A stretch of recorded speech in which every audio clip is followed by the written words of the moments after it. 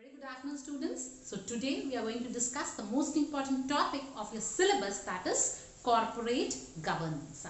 So before discussing the topic, that is corporate governance, we have to know the meaning of governance. So governance is generally establishment of policies and continuous monitoring of these policies by the governing body to ensure that this is correctly implemented or not.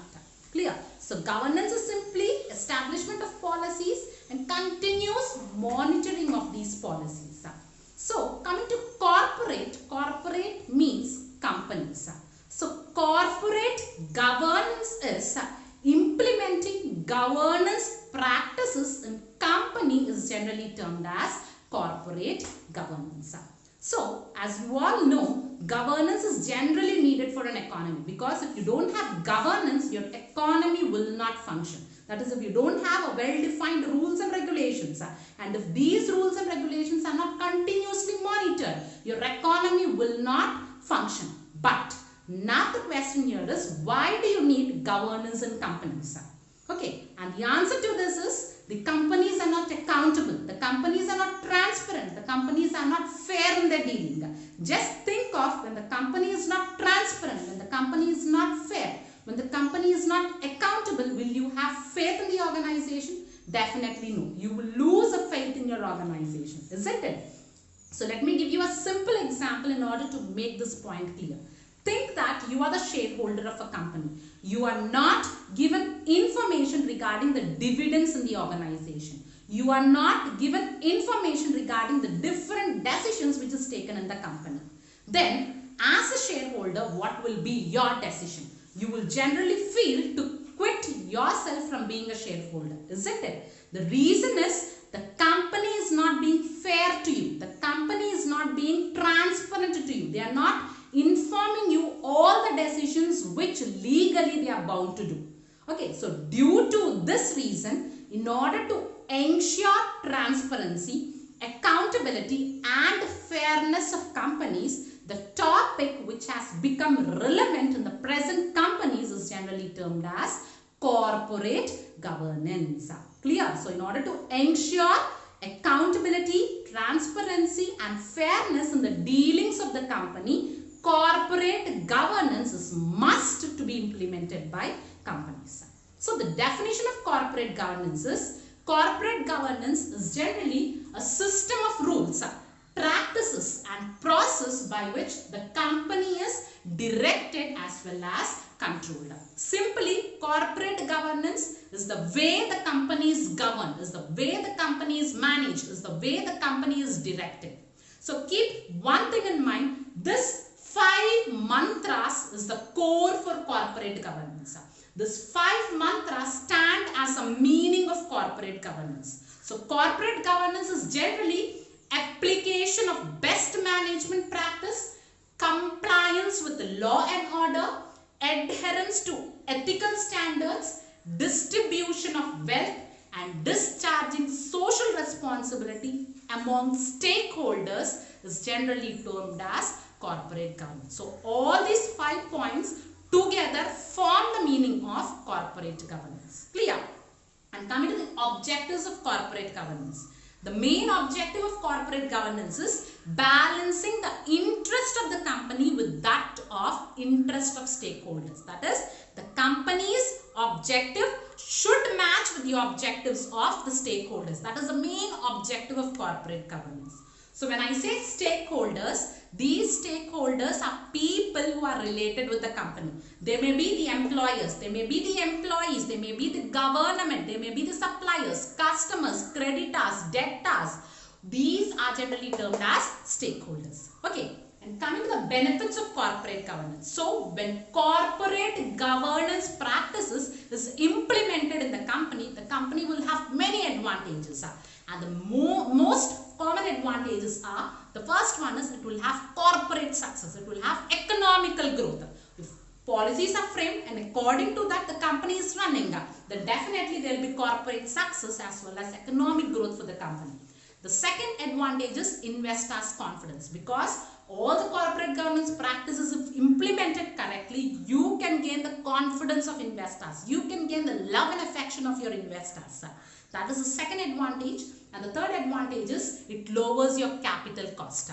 Okay, the capital cost generally get reduced when you are following corporate governance. And the fourth one is it will have a positive impact on your share price. That is, if the company has a well-defined rules and regulations and it is being correctly implemented, then there will be many shareholders who will be willing to invest in your company. As a result, the share prices will generally increase due to corporate governance. And the last advantage what you have is the organization is managed in the interest of all due to corporate governance. See that these are the advantages. And coming to the need for corporate governance. So why the term corporate governance is actually needed in an organization. Okay, so the 7 main reasons is, the first one is changing ownership structure. So as you all know that the ownership structure of a company keeps on changing. So in order to give correct direction and control, and in order to ensure transparency and accountability in the affairs of the company, corporate governance is generally needed. Clear? And the second reason is growing scams. As you all know, scams are increasing in companies, and there are many financial irregularities which are existing in the company and which are daily increasing in the company. So in order to reduce that scams, in order to reduce those cheatings, corporate governance is needed. And the third reason is separation of ownership from management. As you all know, mostly in organization, the board of directors are generally controlling the affairs of the company, and the shareholders are merely dummy. They are merely watchers. They only participate in the annual general meeting. As a result, what these directors do is, the directors generally try to take undue advantage of the company. So in order to protect the interest of all the parties involved in the company, you need corporate governance. And the fourth one is social responsibility. So the company generally has to discharge social responsibility. That is, it has to fulfill certain responsibility towards its stakeholders. And this responsibility can be fulfilled if corporate governance is implemented in the company. And the fifth reason is globalization. You know, the present world has generally become a global village. Globalization is generally the mantra of the day. We are generally limiting our boundaries. We are crossing our state. We are crossing internationally. So in order to globalize our economy, in order to increase the business throughout the globe, we need corporate governance, because without corporate governance, even if you globalize, you cannot succeed and survive. Okay, and the next sixth point is takeover and merger. So during takeover and merger, the interest of different parties involved in the company has to be protected. So in order to protect the interest of all the stakeholders during takeover and merger, we need corporate governance. And the last point is SEBI rules. So Security Exchange Board of India generally mandates that certain companies have to follow corporate governance practices. So due to SEBI's compulsion, companies are bound to implement corporate governance practices. So this is regarding the need of corporate governance. So we will discuss the principles now. So corporate governance lies on 6 main principles. So the first principle is accountability. So accountability means being responsible to your actions.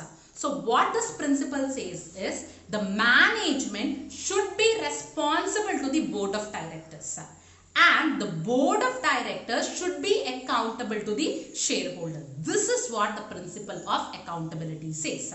Okay, the accountability says that management should be responsible to board and the board should be responsible to shareholders. That is about accountability. And the second principle is fairness. Fairness means treating all equally. So what this principle says that the company have to protect the rights of shareholders, and it should also treat all the shareholders, even the minority shareholders, equally. And whatever complaints have come from the shareholders, these complaints have to be redressed accordingly without any violations. That is what the principle of fairness says. And the third principle is transparent. Transparent in the sense passing information to all, that is accurate disclosure. So what this principle says is the company should be transparent in all its dealing. The company should disclose all the material facts needed by the parties. That is, it should disclose the financial statements. It should disclose the organization structure. It should disclose the sales performance to the needed parties. And the fourth principle is independent. So what this principle says is all the plans and procedures which are adopted by the company should be independent. It should not be linked with the other company. And other than that, what this principle says is all the actions of the directors or the official members should not be dependent. That is, it should not be influenced by the actions of others. And coming to the fifth principle, that is responsibility. So what this principle says is the board of directors should be responsible to protect the interest of all the stakeholders. So as we have discussed, stakeholders are people who are linked with the company. It may be the employer, employee, the government, the customer, the suppliers, the creditors, debtors, or financial institutions. So what this principle says is the board of directors should always try to protect the interest of all the stakeholders. And the last principle is incentive. So what this principle says is every company should provide incentives to employees who are responsible for increased profit for the company. That is, those employees who have contributed their major part of hard work in order to ensure profit for the company should be provided incentives. So these are the principles on which the corporate governance is actually implemented in the company. I hope the concept is clear. Just review it once again and it will be very clear. Thank you.